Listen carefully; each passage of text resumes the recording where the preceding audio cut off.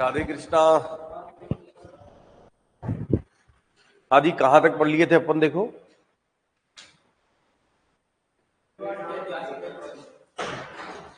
मेवाड़ की ऐतिहासिक गतिविधियों के बारे में अध्ययन कर लिया था अपन ने, और ऐतिहासिक गतिविधियों के बारे में पढ़ने के बाद आज अपन मेवाड़ का इतिहास का अध्ययन करने वाले हैं। ठीक है, तो देखो,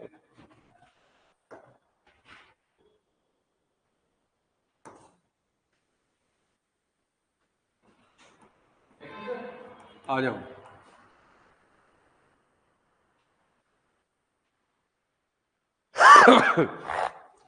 सभ्यताएं अपन ने कंप्लीट कर ली थी, और सभ्यता कंप्लीट करने के बाद अपन ने यह देख लिया था कि हमारे सिलेबस के अंदर जो सभ्यता है वो कौन कौन सी है। हमारे सिलेबस के अंदर एक तो आहड़ है, और एक आपकी कौन सी है? कालीबंगा। आहड़ किधर है? उदयपुर में। बालाथल कहाँ है? बालाथल हमारे में है ही नहीं। हमारे तो कालीबंगा सभ्यता है, और कालीबंगा सभ्यता किधर है? हनुमानगढ़ में है। कहां पर है? हनुमानगढ़ के अंदर है। और हमने इनके अंदर भी ये देख लिया था, एस के गुड मॉर्निंग, राधे राधे।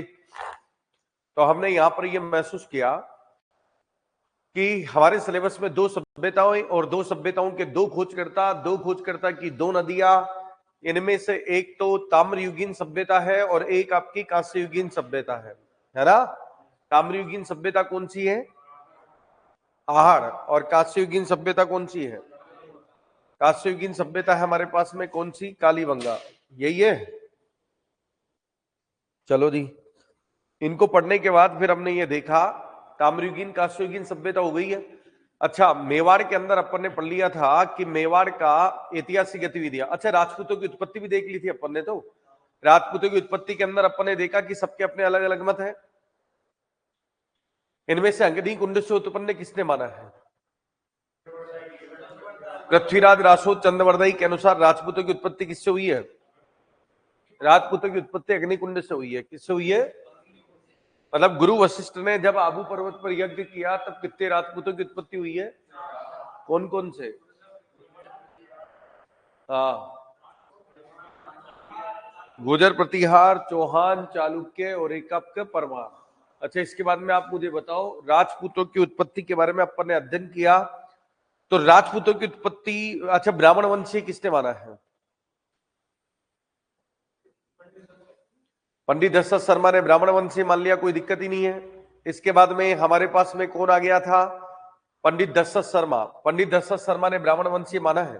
पंडित गौरी शंकर ओझा ने सूर्यवंशी माना है। और विदेशियों ने विदेशियों की संतान मान लिया, मनीषा वर्मा, राधे राधे। और इसके बाद में अपन ने मेवाड़ प्रारंभ कर ही दिया था। और जब मेवाड़ प्रारंभ अपन ने किया, तो इस मेवाड़ के अंदर अपन ने इतना तो देख लिया था कि मेवाड़ का प्राचीन नाम था सीवी, प्रागवाट और मेदपाड़। अच्छा, सीवी एक जनपद था, और सीवी जनपद की राजधानी कौन सी थी बताओ? सीवी जनपद की राजधानी कौन सी थी? मध्यमिका। अच्छा, मध्यमिका को वर्तमान में किसके नाम से जानते हैं? मध्यमिका को वर्तमान में नगरी के नाम से जानते हैं। और नगरी वर्तमान में कहां है? नगरी वर्तमान में चित्तौड़ में है। और मेवाड़ का प्राचीन नाम क्या था? सीवी, प्रागवाट और मैदपाड़। अच्छा, सीवी एक जनपद था, और सीवी जनपद की राजधानी कौन सी थी? मध्यमिका, जिसको वर्तमान में अपन किसके नाम से जानते हैं? नगरी के नाम से जानते हैं। और मेवाड़ का राजवंश राजस्थान का सबसे प्राचीन राजवंश है। अब देखो, हम बात करना चाहते हैं, आज पहली रियासत अपन पढ़ रहे हैं मेवाड़। मेवाड़ में याद रखना गुहिल और सिसोदिया वंश है। कौन सा वंश है? अच्छा, मेवाड़ में गुहिल और सिसोदिया वंश के बीच में एक शाखा और आएगी, जिसको अपन बोलेंगे आपके रावल शाखा। कौन सी शाखा? रावल शाखा। मतलब मेवाड़ में गुहिल और सिसोदिया है, ये शाखाएं हैं ये। तो आज हम डायरेक्ट बोल देते हैं कि मेवाड़ में गुहिल और सिसोदिया वंश है। जबकि गुहिल और सिसोदियाओं के बीच में कौन सी शाखा आई थी? रावल शाखा। अच्छा, मेवाड़ बोले तो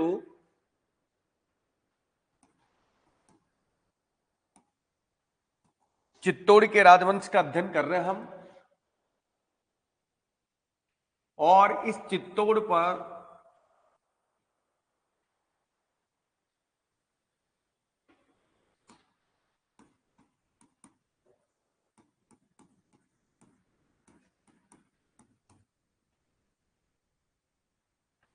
याद रखना, गुहिल और सिसोदिया तो बाद में आए थे। कहां से आए थे? वल्लभी, गुजरात से। मेवाड़ में तो सबसे पहले मौर्यों का शासन था। तो याद रखना, मेवाड़ बोले तो आपके चित्तौड़। मेवाड़ में आ जाओ, आ जाओ।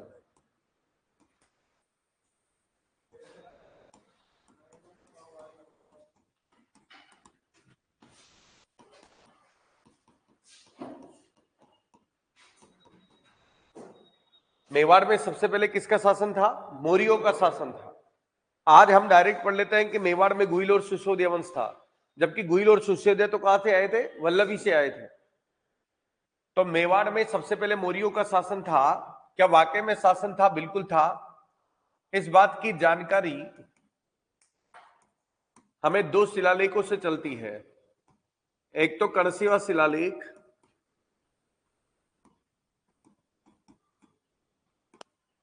जो कि हमारे को किधर मिला है? कोटा। और एक हमारे पास में मानमोरी शिलालेख, और मानमोरी शिलालेख हमारे को किधर मिला है? चित्तौड़। इन दोनों से हमें इस बात की जानकारी मिलती है कि चित्तौड़ में सबसे पहले कौन, बंद कर दो ना इसको, चित्तौड़ में सबसे पहले कौन थे? मौर्य। तो चित्तौड़ में तो सबसे पहले मौर्य थे, बिल्कुल थे। इस बात का पता हमारे को दो शिलालेखों से चलता है, एक तो कणसेवा शिलालेख और एक आपके मानमोरी शिलालेख। ठीक है। और इनसे हमें इस बात की जानकारी मिलती है कि यहां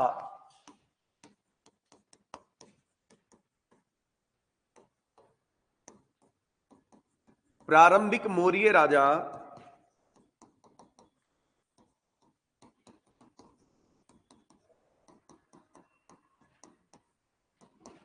प्रारंभिक मौर्य राजा धवल का शासन था। और धवल के बाद में मौर्य राजा कौन आया? चित्रांगद मौर्य। और इस चित्रांगद मौर्य ने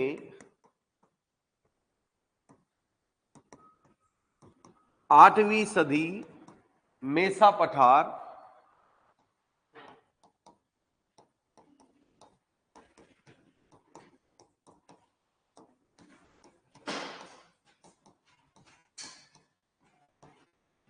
चित्रकूट पहाड़ी पर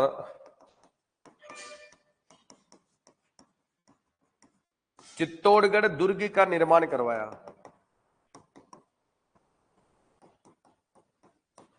इसके बाद में आ गया था बप्पा रावल। इस बप्पा रावल ने हारित ऋषि के आशीर्वाद से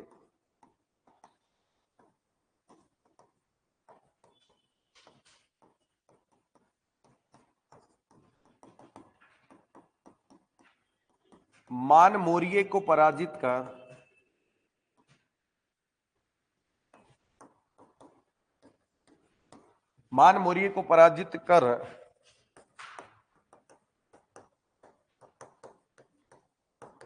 चित्तौड़ पर अधिकार किया।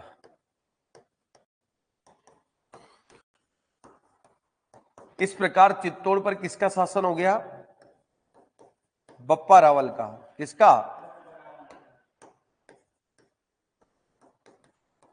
देखो मेरी बात को सुनो, हम ये बोलना चाह रहे हैं कि आज हम पढ़ रहे हैं आपके मेवाड़ का राजवंश, और हमने बोला कि मेवाड़ में गुहिल और सिसोदिया वंश है। कौन सा वंश है वर्तमान में? गुहिल और सिसोदिया। और गुहिल और सिसोदियाओं के बीच में एक शाखा और आ रही है, उसका नाम क्या? रावल शाखा। और कल अपन ने मेवाड़ की ऐतिहासिक गतिविधियों में अपन ने पढ़ लिया था कि मेवाड़ का प्राचीन नाम क्या था? सीवी, प्रागवाट और मेदपाट। और सीवी तो एक जनपद था, और सीवी जनपद की राजधानी कौन सी थी? मध्यमिका। और मध्यमिका को वर्तमान में किसके नाम से जानते हैं? हाँ, नगरी के नाम से। और नगरी वर्तमान में कहां है? चित्तौड़। और कल अपने ये भी लिख लिया था, गुहिल वंश का संस्थापक था गुहिल, और गुहिल के नाम से गुहिल वंश पड़ा, ध्यान रखना। पर ये गुहिल आए कहां से हैं? ये गुहिल आए थे आपके वल्लभी से। फिर चित्तौड़ में यहां पर कौन थे? तो इस चित्तौड़ में सबसे पहले मौर्यों का शासन था। किसका? चित्तौड़ में सबसे पहले मौर्यों का शासन था। इस बात की जानकारी हमारे को कौन से शिलालेखों से प्राप्त हो रही है? एक तो कणसेवा शिलालेख और एक आपके मानमोरी शिलालेख। इन दोनों शिलालेखों से हमें इस बात का पता चलता है कि चित्तौड़ में सबसे पहले मौर्य थे। तो जब यहां पर मौर्य थे, दिमाग को खोल के सुनना, यहां पर सबसे पहले मौर्यों का शासन था, गुहिल और सिसोदिया तो बाद में आए।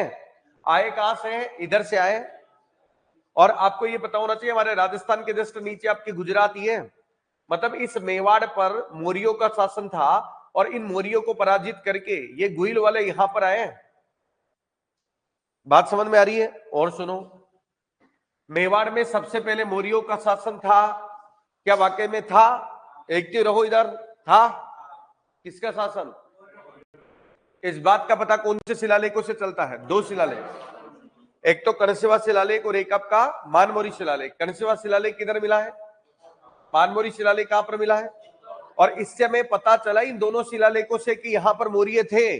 और मौर्य में भी कौन था प्रारंभिक मौर्य राजा? कौन? धवल। सबसे पहला मौर्य राजा कौन आया है? धवल आया। और धवल के बाद में मौर्य राजा कौन आया था? चित्रांगद मौर्य। कौन आया? और इस चित्रांगद मौर्य के बाद में मौर्य राजा कौन आया? मान मौर्य आया। भाई सबसे पहले मौर्य राजा धवल का शासन था चित्तौड़ में, और मौर्य राजा धवल के बाद में कौन सा राजा आया है? चित्रांगद मौर्य आया। और इस चित्रांगद मौर्य ने 8वीं सदी मेसा पठार चित्रकूट पहाड़ी पर चित्तौड़गढ़ दुर्ग का निर्माण करवाया था। तो आज जिस चित्तौड़ के बारे में आप बोलते हो ना, उस चित्तौड़गढ़ दुर्ग का निर्माण तो मौर्यों ने करवाया था। समझ में आ रही है? तो चित्तौड़ में सबसे पहले कौन थे? मौर्य। गोहिल और सिसोदिया तो बाद में आए थे। आए कहां से हैं? वल्लभी से आए। तो जब यहां पर आपके मौर्यों का शासन था, मान मौर्य का चित्तौड़ पर शासन था, तब एक व्यक्ति था जिसका नाम था बप्पा रावल। कौन था? ये बप्पा रावल हारित ऋषि की गायों को चराने का काम करता था। तो बप्पा रावल ने हारित ऋषि के आशीर्वाद से मौर्य राजा मान मौर्य को पराजित करके चित्तौड़ पर क्या कर लिया। और अब कौन आ गया? ये बप्पा रावल। तो मौर्यों को पराजित करने वाला। तो आज तो हम डायरेक्ट बोल देते हैं मेवाड़ में गुहिल और सिसोदिया वंश है, लेकिन मेवाड़ में गुहिल और सिसोदिया वंश से पहले कौन था? मौर्य थे। तो ये गुहिल और सिसोदिया वाले आए किधर से हैं? वल्लभी से आए हैं। तो वापस सुनो, क्या मेवाड़ में सबसे पहले मौर्यों का शासन था? था तभी तो चित्तौड़गढ़ दुर्ग का निर्माण हुआ है। क्या वाकई में मौर्यों का शासन था? इस बात का पता कौन कौन से शिलालेखों से चलता है? कहां मिला है कणसेवा शिलालेख? मानमोरी शिलालेख कहां है? चित्तौड़ के अंदर है। और इन दोनों ने प्रमाणित किया है कि यहां पर मौर्य थे। प्रारंभिक मौर्य राजा धवल था, धवल के बाद में चित्रांगद मौर्य था, चित्रांगद मौर्य के बाद में कौन आया? मान मौर्य।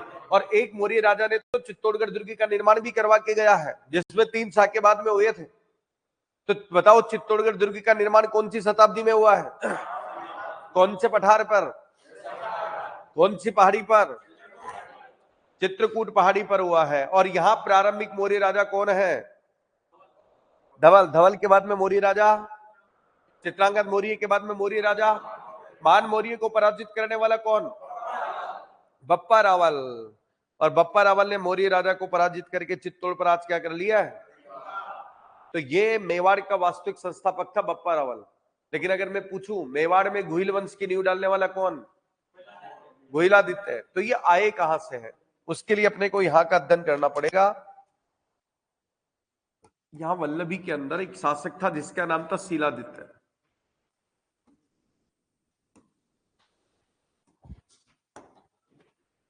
शीलादित्य की पत्नी का नाम था पुष्पावती। क्या नाम था? शीलादित्य और पुष्पावती के पुत्र उत्पन्न हुआ गुहिल। कौन हुआ था? और गुहिल को ही अपन क्या कह देते हैं? गुहिलादित्य। ये वही गुहिलादित्य जिनके नाम से नींव पड़ी है गुहिल वंश। और इस गुहिलादित्य के पुत्र उत्पन्न हुआ था नागादित्य। और नागादित्य के पुत्र उत्पन्न हुआ बप्पा रावल। कौन हुआ है? बप्पा रावल। तो बात ये समझ में आनी चाहिए, नींव तो किसने रखी है? गुहिल ने। वास्तविक संस्थापक कौन? तो बप्पा रावल ने इधर आकर चित्तौड़ में किसको हराया? और मानमौर्य को पराजित करके चित्तौड़ पर क्या कर लिया? और अब यहीं से वंशावली स्टार्ट हो जाएगी। तो यहां पर अपन बात करेंगे आपके बप्पा रावल।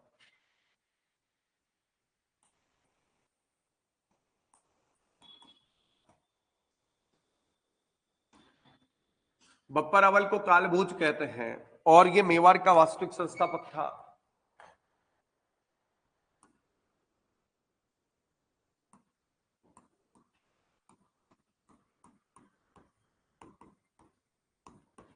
अब तो अपन स्टार्ट कर देंगे, बप्पा रावल ने क्या किया, उसके बाद के राजाओं ने क्या किया।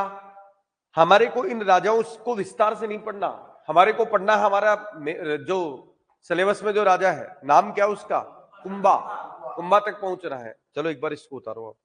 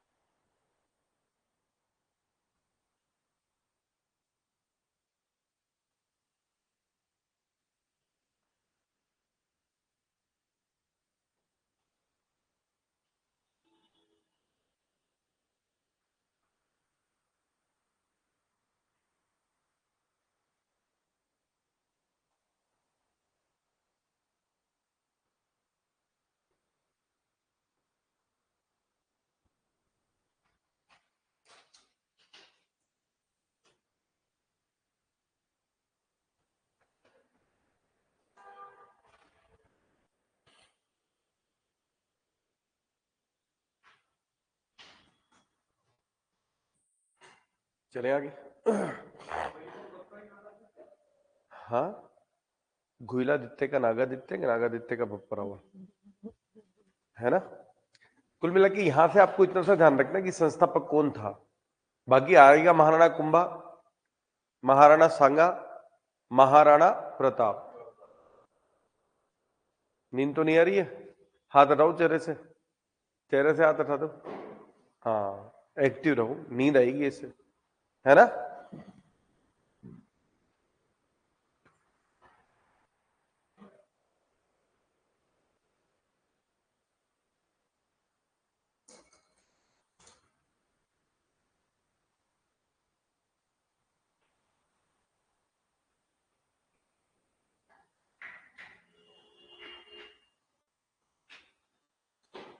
चलो भैया आगे, चलो जी।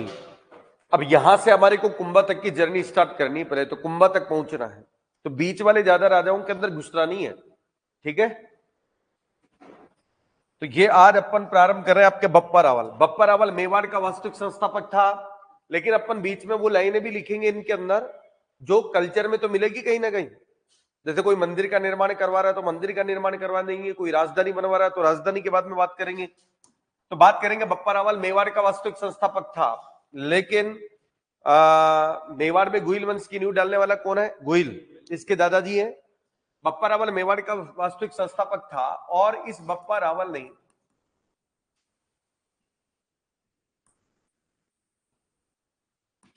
उदयपुर के कैलाशपुरी में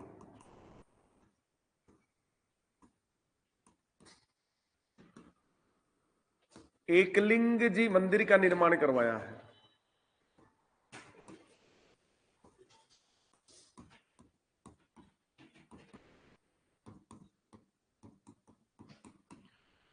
तो उदयपुर में जो एकलिंग जी का जो मंदिर है उसका निर्माण करवाने वाला कौन है? बप्पा रावल, ठीक है। और ये जो एकलिंग जी है ये मेवाड़ के शासकों के आराध्य देव हैं। एकलिंग जी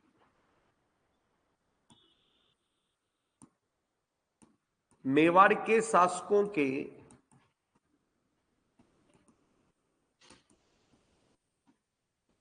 आराध्य देव है। अच्छा, इसके अलावा एक बात और याद रखना, मेवाड़ के शासकों ने सर्वोच्च दर्जा दिया था एकलिंग जी को। मेवाड़ के शासकों ने कहा कि राजा तो खुद एकलिंग जी है, हम तो दीवान हैं, और उनके आदेश से दीवान बनकर प्रजा को संभाल रहे हैं। तो मेवाड़ के शासकों ने राजा किसको घोषित किया और खुद को क्या माना? दीवान।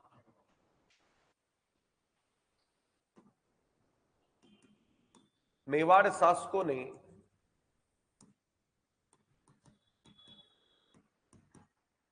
एकलिंग जी को राजा घोषित किया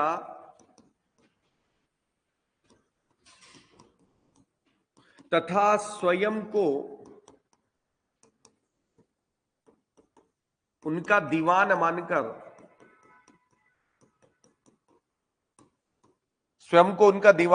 शासन किया।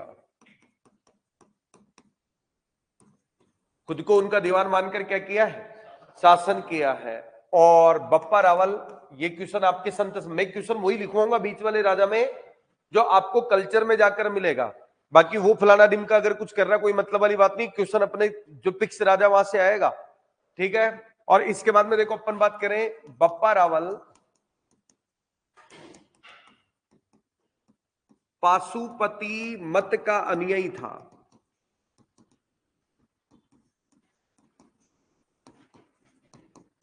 और पाशुपति मत का मुख्य केंद्र एकलिंग जी मंदिर उदयपुर।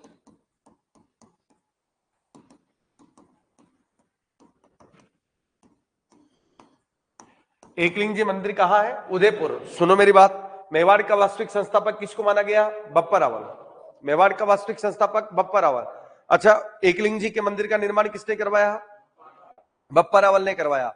मेवाड़ के शासकों के आराध्य देव कौन थे? मेवाड़ के शासकों के आराध्य देव कौन थे? एकलिंग जी। मेवाड़ के शासकों ने सर्वोच्च दर्जा किसको दिया है? और मेवाड़ के शासकों ने कहा कि राजा कौन? एकलिंग जी। हम कौन है? दीवान। और याद रखना हमारे राजस्थान में पाशुपति संप्रदाय का अगर कोई मुख्य केंद्र है तो पाशुपति संप्रदाय का मुख्य केंद्र खुद एकलिंग जी का मंदिर ही है। पाशुपति, जब संतोष संप्रदाय पढ़ोगे ना कल्चर में, तब क्वेश्चन आएगा ये, भगवान शिव को मानने वाला जो मत है वो आपका सेव, और सेव मत की 3 शाखाएं हैं, पाशुपति मत, कापालिक मत। तो यहां पर अगर हम बात करना चाहते हैं कि भगवान शिव को मानने वाला मत आपका कौन सा हो जाएगा, पाशुपति मत। तो बप्पा रावल पाशुपति मत का क्या था, अनुयायी था। और पाशुपति मत का मुख्य केंद्र कौन सा है, एकलिंग जी का मंदिर है। और बप्पा रावल कौन से संप्रदाय को मानता था, पाशुपति मत का अनुयायी था। इसके अलावा याद रखना सीवी वैद्य ने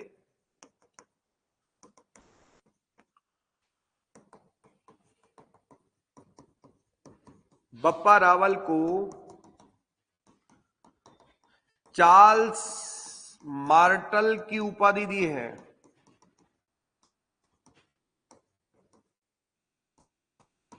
कौन सी उपाधि दे दी है, चार्ल्स मार्टल की उपाधि दे दी सीवी वैद्य ने। चार्ल्स मार्टल कौन, फ्रांसीसी सेनापति।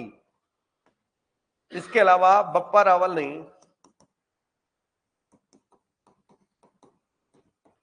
मेवाड़ में सर्वप्रथम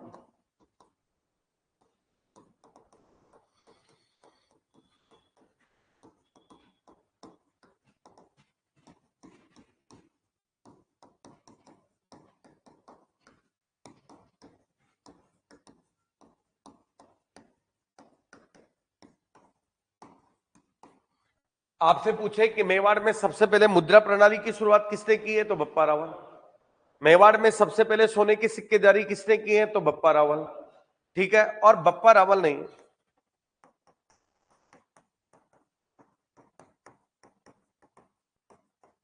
मेवाड़ की प्रारंभिक राजधानी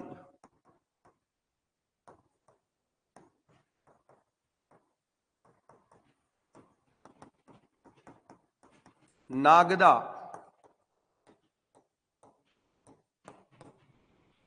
को बनाई।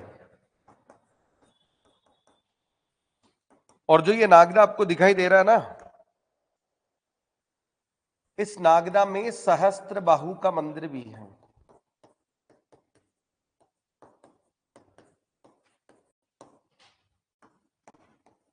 जिसे वर्तमान में अपन कहते हैं सास बहू का मंदिर।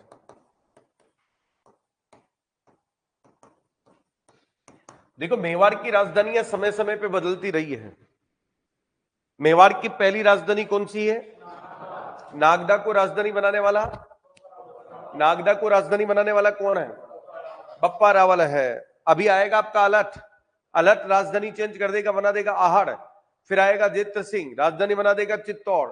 फिर आएंगे महाराणा प्रताप, राजधानी बनाएंगे चावंड। तो यहां पर अपन बात करना चाहते हैं कि मेवाड़ का वास्तविक संस्थापक कौन है, मेवाड़ का वास्तविक संस्थापक आपका कौन है, बप्पा रावल।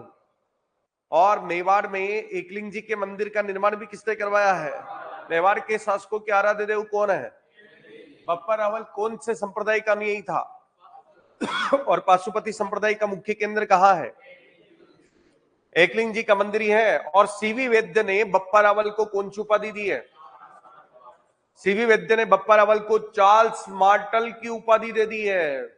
और बप्पा रावल ने मेवाड़ में सबसे पहले सोने के सिक्के जारी किए, और पहली राजधानी कौन सी बनाई है, नागदा। मैं बोल रहा हूं कि यहां पर राजधानी चेंज होती रहेगी। प्रारंभिक राजधानी कौन सी बनाई है, अभी आएगा अलहट, अलहट आकर राजधानी कौन सी बनाएगा, आहड़।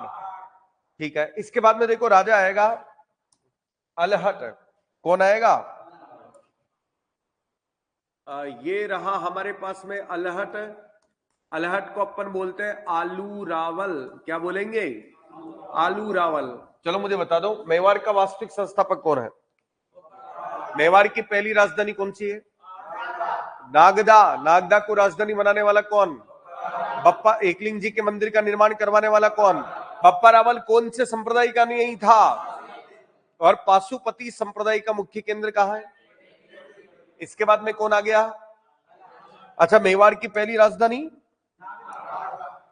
इसके बाद में अलट आया, और अलट ने आते ही राजधानी चेंज कर दी नागदा से।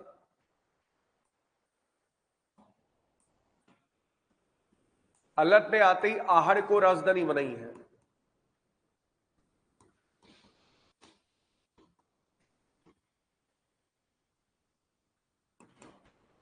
ठीक है, अब मैं नहीं लिखवाऊंगा कि अलर्ट ने क्या किया क्या नहीं किया, हूण राजकुमारी से विवाह किया नहीं किया, अपने को मतलब क्या है, किससे करे यार, अपने को तो कुंभा तक पहुंचना है।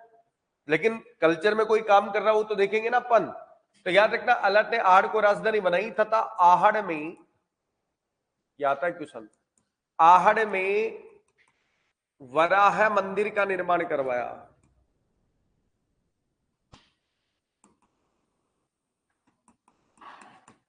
तथा मेवाड़ में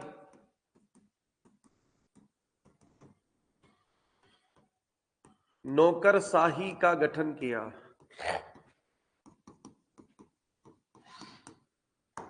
मेवाड़ में किसका गठन किया है? नौकरशाही का। तो अलहट आ गया हमारे पास में। अलहट ने आहड़ में, आहड़ को राजधानी बनाई है। पहली राजधानी कौन सी? नागदा के बाद आहड़। और वराह मंदिर का निर्माण किसने करवाया? भाई मैं कम से कम सांस्कृतिक प्रोग्राम तो लिखवाऊंगा ना प्रत्येक राजा के, क्योंकि प्रत्येक राजा का सांस्कृतिक प्रोग्राम आपके कल्चर में आएगा। भाई मंदिर भी तो आपके सिलेबस में है। वराह मंदिर का निर्माण किसने करवाया? अलट ने करवाया। आहड़ में वराह मंदिर का निर्माण करवाया अलट ने। और उसके अलावा देखा जाए तो एकलिंग जी के मंदिर का निर्माण किसने करवाया? शाबाश। इसके बाद में हमारे पास में राजा आता है शक्ति कुमार। कौन आएगा?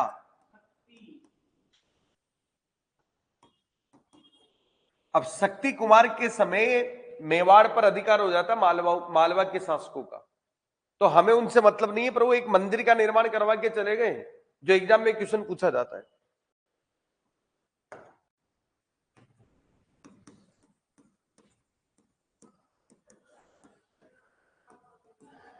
शक्ति कुमार के समय मालवा के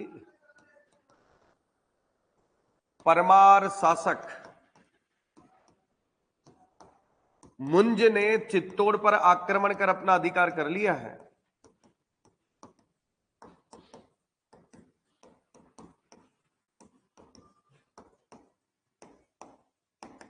चित्तौड़ पर आक्रमण करके अपना क्या कर लिया? किसने किया है? अजी शक्ति कुमार के समय अधिकार करने वाला कौन है? मुंज। कौन है? मुंज है अधिकार करने वाला। और इसी मुंज के वंशज ने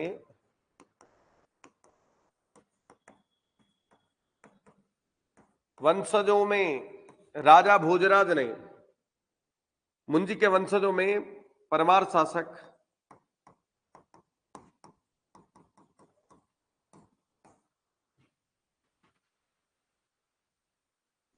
भोजराज ने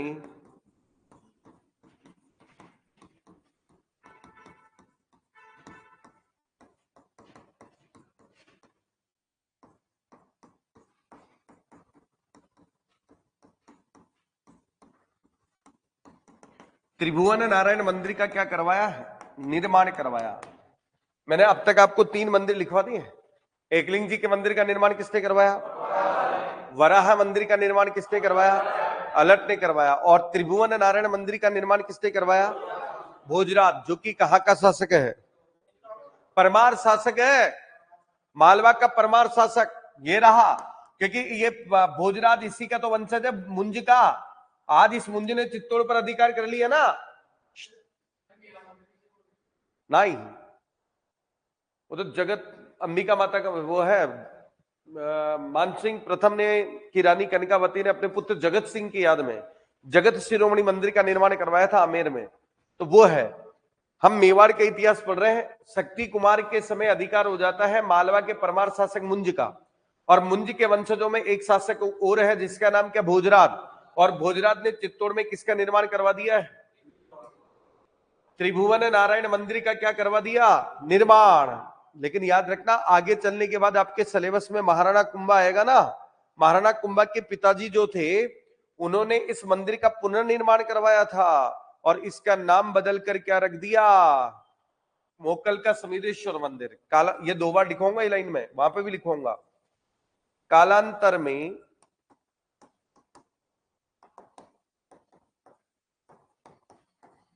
मोकल ने इस मंदिर का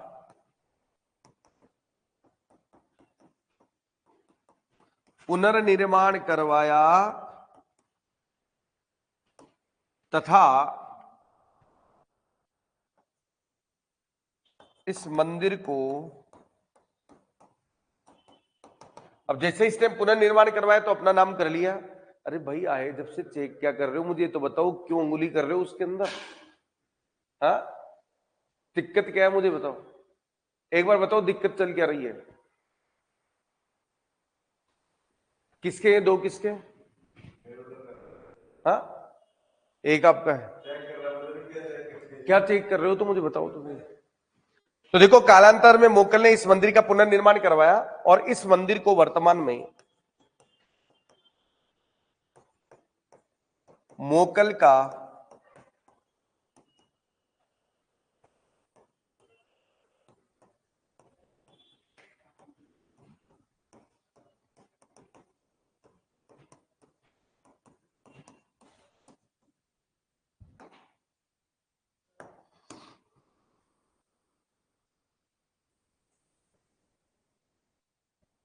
कालांतर में मोकल ने इस मंदिर का पुनर्निर्माण करवाया। इस मंदिर को वर्तमान में मोकल का क्या कहा जाता है? समिधेश्वर मंदिर कहा जाता है। क्या कहा जाता है? अब मेरी बात सुनो, दिमाग याद रखो, मैंने अब तक आपको 3 मंदिर करवा दिए। एकलिंग जी के मंदिर का निर्माण किसने करवाया? किसने करवाया था? वराह मंदिर का निर्माण किसने करवाया? अलग। और उसी प्रकार से त्रिभुवन नारायण मंदिर का निर्माण किसने करवाया? इस मंदिर का पुनर्निर्माण किसने करवाया है? मतलब इसका पुनरुद्धार किसने करवाया? जैसे कोई मंदिर का निर्माण आपने करवाया, मैंने आके उसके अंदर चबूतरा बनवा दिया, खुद का नाम कर लिया, तो वही है। मोगल ने इस मंदिर का पुनर्निर्माण करवाया और इस मंदिर को वर्तमान में क्या कहा जाता है? शमीधेश्वर मंदिर कहा जाता है। क्या कहा जाता है? शमीधेश्वर मंदिर। हमें पहुंचना किसके पास है? पहुंचना किसके पास है? महाराणा कुंभा के पास। इसके बाद में मेवाड़ का शासक आता रण सिंह।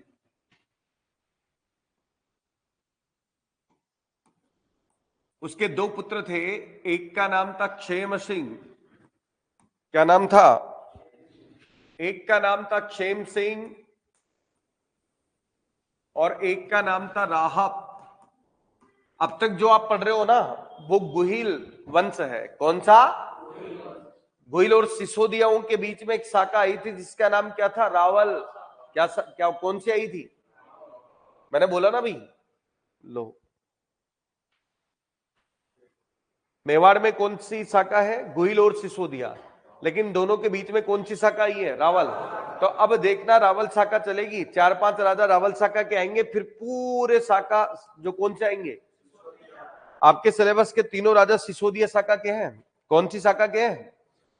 सिसोदिया शाखा के हैं। अब रण सिंह के 2 पुत्र थे, एक का नाम सेम सिंह, एक का नाम राहत। याद रखना, इस सेम सिंह ने चित्तौड़ में रावल शाखा की नींव डाली थी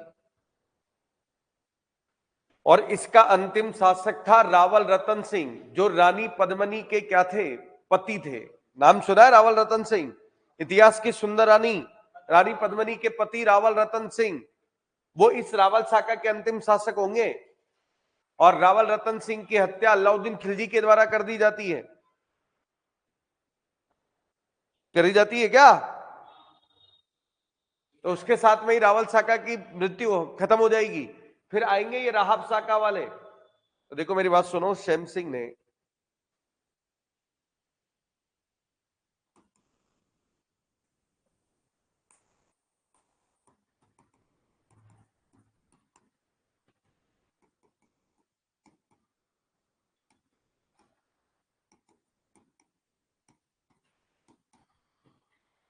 शेम सिंह ने मेवाड़ में रावल शाखा की नींव डाली।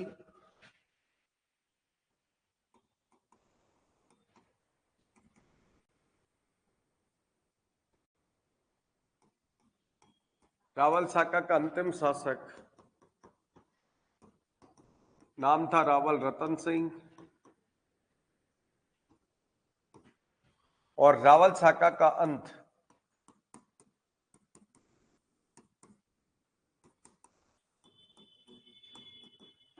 अलाउद्दीन खिलजी द्वारा किया गया। किसके द्वारा किया गया है? रावल शाखा का अंत अलाउद्दीन खिलजी के द्वारा किया गया था। तो मेरी बात सुनो, जब ये सेम सिंह, अभी रावल शाखा चलेगी और जब रावल शाखा का अंत हो जाएगा, अभी मैं बताऊंगा रावल रतन सिंह के बारे में, और रावल रतन सिंह की मृत्यु के साथ ही रावल शाखा का क्या हो जाएगा, अंत हो जाएगा। और रावल शाखा का अंत करने वाला कौन, अलाउद्दीन खिलजी। अगर ये राहब नहीं होता, इसके भाई नहीं होते, तो मेवाड़ का इतिहास तो यही खत्म हो जाता। आपके 3 राजा आगे वाले आते ही नहीं। लेकिन जब अलाउद्दीन खिलजी ने चित्तौड़ पर अधिकार कर लिया था, तो इधर वालों ने आकर इधर पर अधिकार किया था, चित्तौड़ पर। समझ में आ रही है क्या बात? किस किस क्या आ रही है, हाथ खड़ा करो। हाँ वही वही अभी पढ़ेंगे, वो तो चलेगा अभी। अब इसके बाद में हम बात करेंगे, ये जो राहब है, राहब नहीं, मेवाड़ में सिसोदा ग्राम की स्थापना की।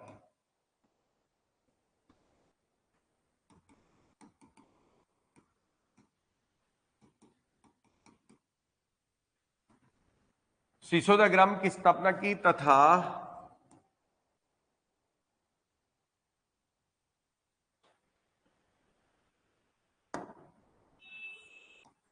इन्हीं शासकों ने सिसोदा ग्राम की स्थापना की तथा सिसोदिया कहलाए।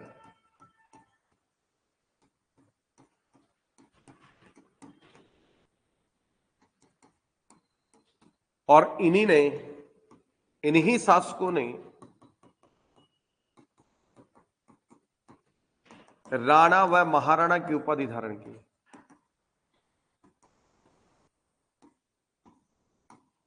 राणा व महाराणा की उपाधि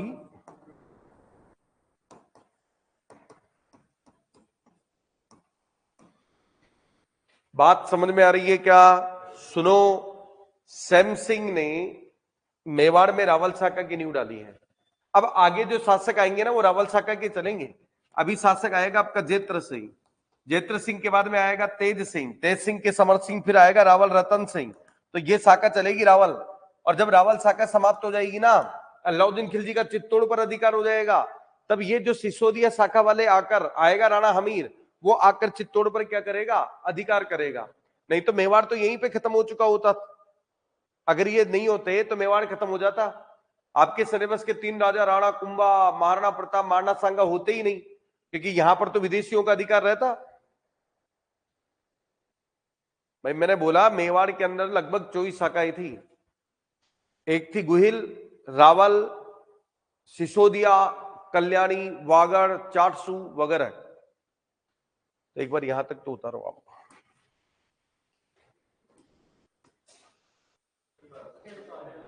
ये तो उतार लो।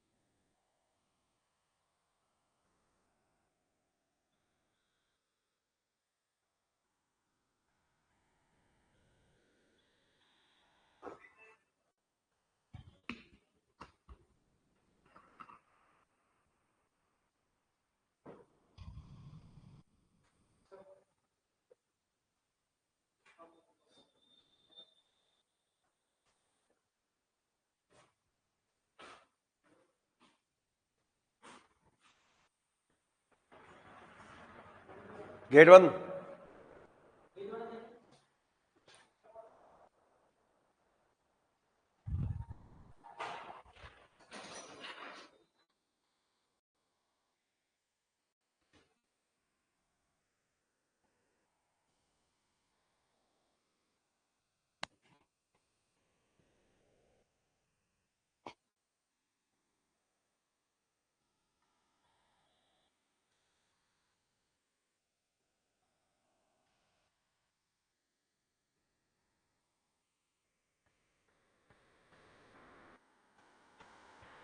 चले आगे।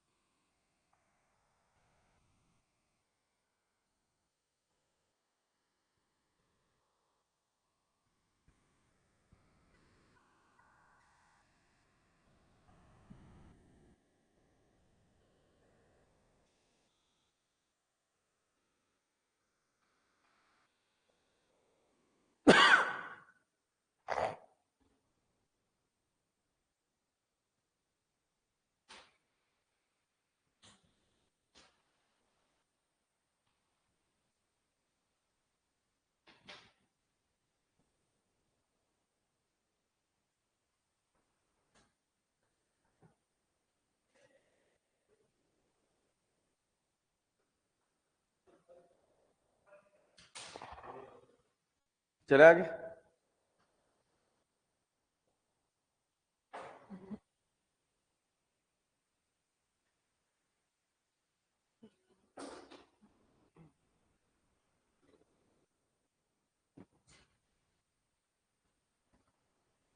सबको उतारने ना था।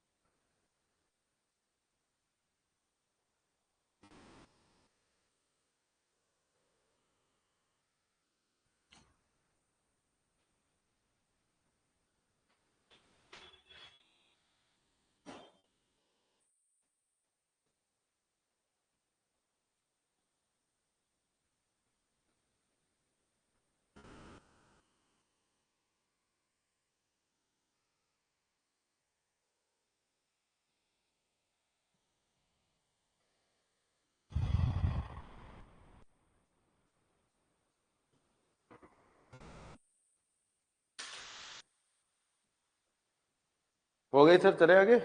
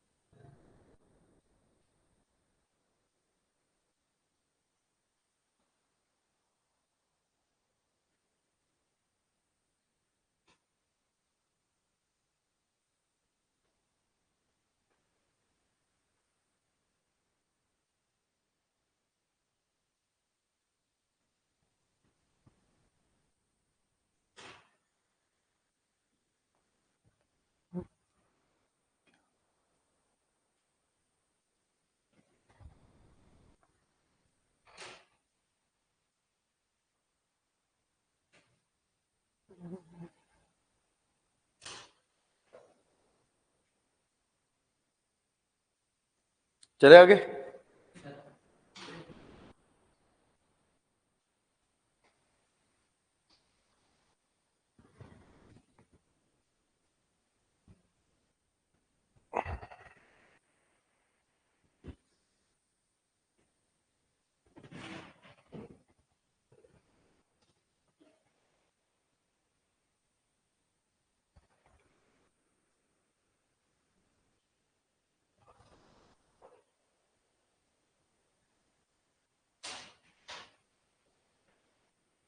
चले।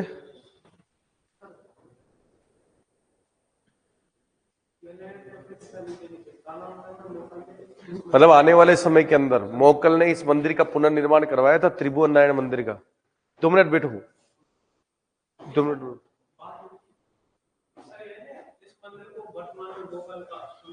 मतलब मोकल के द्वारा बनाया गया, डायरेक्ट बोल सकते हो इस त्रिभुवन नारायण मंदिर को वर्तमान में समिदेश्वर मंदिर कहते हैं।